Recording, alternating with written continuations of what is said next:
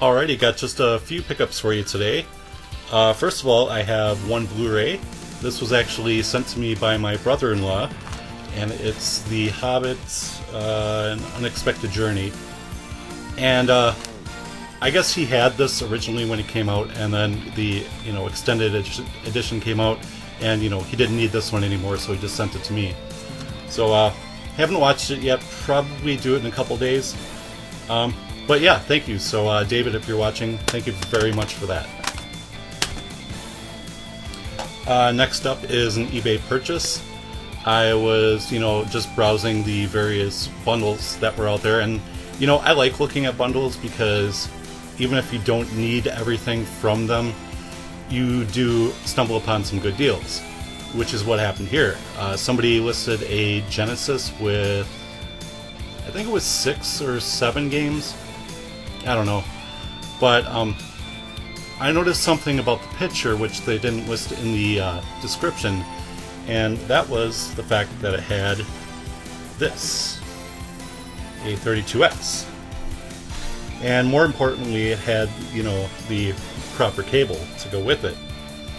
And if you've never hooked up a 32X before, I've seen the AVGN video about it, and it is pretty ridiculous. You have to run, you plop this into your Genesis, you run a cable from the Genesis to here, and then you plug in a second brick, and then you run this out to your TV, and it's just a mess.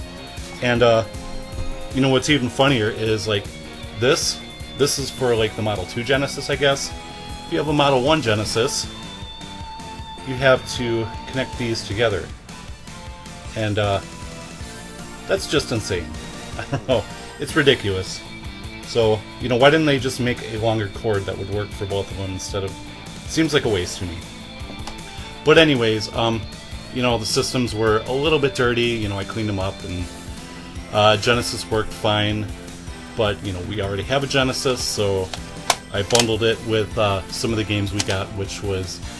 There was Jennifer Capriati Tennis, Clue, copy of Sonic 1. There was a couple other games. We already had them, so I bundled that all together and sold it, which means basically I got the 32X for free.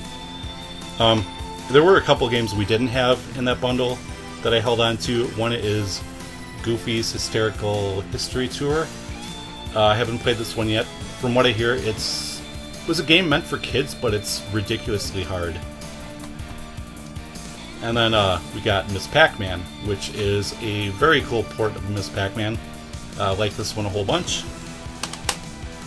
Sadly, it didn't come with any 32X games, so while I could test the Genesis, I could test Genesis games in the 32X, I couldn't test the system itself.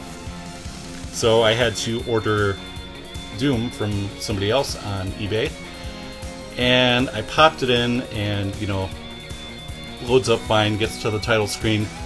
As soon as you select a difficulty, black screen. And I tried so many different times. I tried on my HD TV out here, I tried it on the CRT in the bedroom, and nothing. And that's when I noticed this. This cord that connects to the TV here, I don't know if this is even the official Sega cord or not. Don't know how well you're going to be able to see this, but there's only 2 little prongs coming out of there, and it's supposed to have I don't know, 15 or something. So I'm guessing that's what the problem is, so I have to replace this cord, and then I will have a working 32X hopefully. Next item I got was coming home from work, and I stumbled upon a rummage sale. And they didn't really have any gaming stuff, but they did have one cool item here. Let me unwrap this a little bit. They had a Miss Pac-Man plug-and-play, and I'm not a plug-and-play collector or anything, but if I see a cool one that I like, that has some games that I like, I'll pick it up. And I haven't tried it out yet, but it's got a really, really nice joystick on it, and I like the feel of the buttons. Don't know how well you can hear that. But yeah, it's got pole position, which I loved back in the day. Galaga, Oh, Xevious, and Mappy, and then of course Miss Pac-Man. So, and then it takes like 4 batteries back here, I think.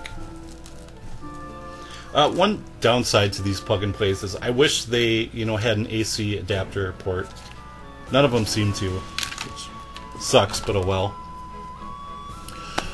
Next item I went to Goodwill, and I was hoping to, stumble upon some good games, and I checked, and they had shit. They had like 3 terrible PS1 games, and while I am going for a complete PS1 collection, I don't want to just buy crappy games by themselves. I want to get something good with it, so I decided not to get the games, but, I went around the store and I found this really cool input switch for, hooking up multiple systems, and, I think I remember seeing this at GameStop. It is missing one of the little button indicators, but it lets me hook up my Super Nintendo, GameCube, Wii, Dreamcast, and Saturn all on the one switch box. Before I had a 2 switch box setup, or I had like 3 systems going into one, and then the other switch box would be connected to that, and then I have 2 more systems going into that one. It was just a really clumsy setup, and I'm glad I can reduce it down to 1. Only drawback is, for some reason, it's powered. I don't understand why, because it's not remote controlled or anything. But it works, and hasn't given me any problems, so I'm really happy with that one. And then last 2 items, I got some great PS2 games. First one I was looking at SegaCDUniverse's old videos, and I stumbled upon a gameplay / mini review of this game right here, Rez.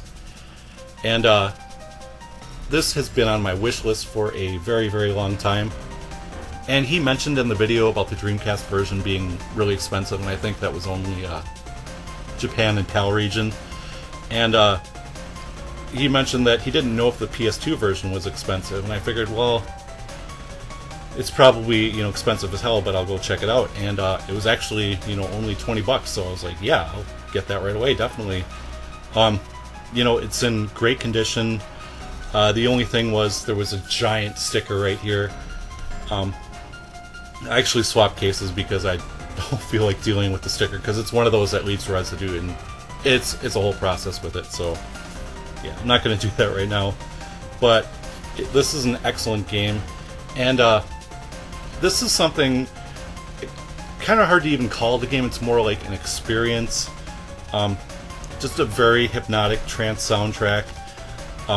Visuals are gorgeous. They're really simple, but they work. They're beautiful, and it's an on-rail shooter, in case you're wondering. If you have a Dreamcast or a PlayStation 2, I highly recommend checking out this game. It is rather short, but you do open up new gameplay modes as you progress through the game, and I noticed one of the bosses seems to have gotten more difficult, because I played through this several times now, and it seems like the bosses are leveling up as I go, which is pretty cool. So, Rez. And then the last one here I got from my good buddy Gameremporium. He listed the whole series for sale on his Facebook page, and I didn't have enough money to get all 3, so I figured I would get the 3rd one because it tends to be a little pricey. It's not insane, like $100, but it is up there, and he was offering it at a great price, and that is Xenosaga Episode 3. I love this game. It's my favorite of the Xenosaga trilogy. 1 is also really good as well. It's not quite as good as Xenogears, but, I love these games. Great mech combat in this. They really, like the first game had, like the mechs were kind of just there. You really didn't even need to use them. Second game improved on it quite a bit, even though the character battles were atrocious. And then this game perfected it, and the character battles are actually pretty good as well. And great music, great story, excellent voice acting, and I'm really happy to have this in my collection again. So, that will do it.